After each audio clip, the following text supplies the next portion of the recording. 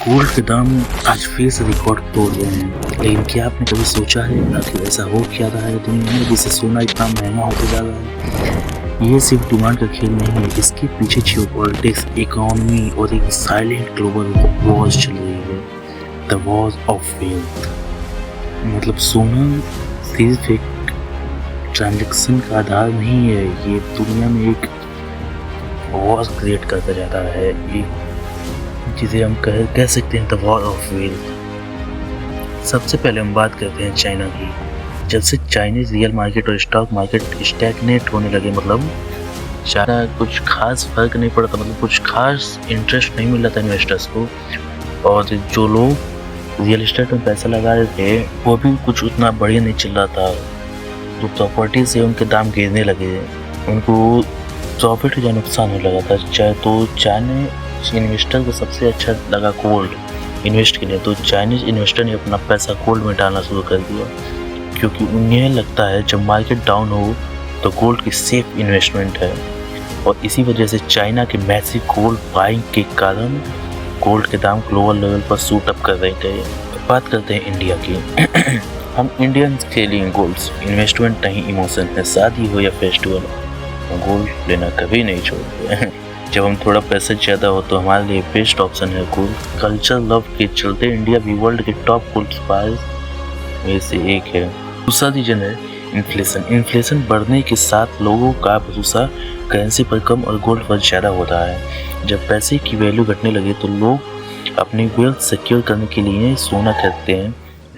उसका रिजल्ट निकलता है गोल्ड प्राइसेस और तेजी से ऊपर जा रहे हैं। जियोपॉलिटिक्स सबसे मेजर रोल यही प्ले कर रहा है इसमें, गोल्ड के प्राइसेस में। रसिया यूक्रेन वार के बाद जब यूएस ने रसिया के $300 बिलियन के फॉरेन रिजर्व फ्रीज कर दिए, दुनिया के कई देश समझ गए कि उनके पैसों का कंट्रोल उनके हाथ में नहीं है। जितनी भी करेंसी और रिजर्व्स उन्होंने यूएस और यूरोप के बैंक्स में रखे थे, सब एक ऑर्डर से फ्रीज हो गए। मतलब रसिया और यूक्रेन का हाल ही में वार हुआ था, तो यूएस ने रसिया पे सैंक्शन लगा दिए थे, जिससे यूएस ने रसिया के $300 बिलियन फ्रीज कर दिए थे, जिसे रसिया जो यूएस में ट्रेड करता था वो ट्रेड नहीं कर सकता था यूएस करेंसी से, डॉलर करेंसी से। सोच के देखिए, एक देश अपनी सारी मेहनत की सेविंग्स खो दे और कुछ ना कर पाए। अब सोचिए, मान लीजिए आप चाइना के पास ऐसे बैकअप है, करेंसी है यूएस डॉलर की, और यूएस लगातार, और इंडिया के पास, अदर कंट्रीज के पास यूएस डॉलर की मैसिव फॉरेन रिजर्व्स है, और यूएस के पास गोल्ड बैकअप भी खत्म हो गया, लगभग खत्म हो गए हैं, जो कि करीब 1914 के यानी सेकेंड वर्ल्ड वॉर के आसपास में उसके पास अराउंड 22,000 टन सोना था। 22 टन सोना, जो आप सोच के देखिए कितना बड़ा होता है। 1966 और 1970 के आसपास आते आते यूएस के जो प्रेसिडेंट उस टाइम के थे, तो उन्होंने कह दिया कि अब कोई भी कंट्री यूएस करेंसी दे के सोना नहीं ले सकता, उसको बंद कर दिया गया उस सिस्टम को। लेकिन सऊदी अरेबिया जो था वो, उसको प्रॉब्लम हो कोई ऑयल को लेकर ट्रेड करने में, क्योंकि जब यूएस ने मन कर था तो उसको ऑयल को दिक्कत होने लगा, तो यूएस ने सऊदी अरेबिया के साथ मीटिंग की और कहा कि आप यूएस करेंसी में यानी डॉलर में ट्रेड करते रहिए, आपको गोल्ड में उसको एक्सचेंज करना हो तो आप मेरे पास आ जाइएगा, हम लोग गोल्ड में एक्सचेंज का आपको सपोर्ट करेंगे, गोल्ड में एक्सचेंज भी कर देंगे। तो यूएस ने फ्रीली ट्रेड करना चालू कर दिया, और अदर्स कंट्रीज के पास कोई ऑप्शंस भी नहीं था कि वे यूएस डॉलर छोड़ के कोई और करेंसी अपना सके, और आज भी ये नहीं है। इसीलिए सारे देश, जैसे मेजरली कंट्री रसिया, चाइना और इंडिया, ये तीनों मिलके यूएस के खिलाफ खिलाफ आप कह सकते हैं, ये अपना गोल्ड रिजर्व्स धीरे बढ़ा रहे हैं ताकि यूएस डॉलर पर डिपेंडेंसी कम हो। तो जब तालिबान ने अफगानिस्तान पे कब्जा किया, यूएस ने उनके $7 बिलियन फ्रीज कर दिए, यानी पेपर मनी किसी और के कंट्रोल में है। और इसी डर के चलते देश अपने गोल्ड रिजर्व्स बढ़ा रहे हैं, क्योंकि सोना किसी बैंक के सिस्टम से बड़ा नहीं होता या फिर बंधा नहीं होता। देखिए नंबर्स, चाइना के पास 2020 में 1948 टन गोल्ड था, लेकिन अब उन्होंने बढ़ाकर 2025 में उनके पास 2303 टन सोना कर दिए हैं।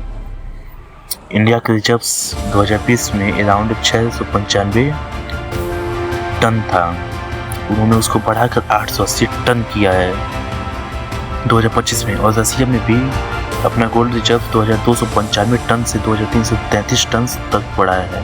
यानी सब अपने वेल्थ को पेपर से हटा के गोल्ड में डाल रहे हैं। देखिए, पेपर मनी कभी फेल हो सकता है, लेकिन गोल्ड कभी नहीं फेल हो सकता, कभी नहीं। जनवरी शुरुआत में 2025 शुरुआत के जनवरी में गोल्ड का प्राइस अराउंड 75,000 के आसपास में था, यानी 75,000 के आसपास में था, जो अब मैसिव हाई बढ़ के इस समय तक 65.9% तक बढ़ चुका है। यानी एक साल में गोल्ड 65% का रिटर्न दे चुका है।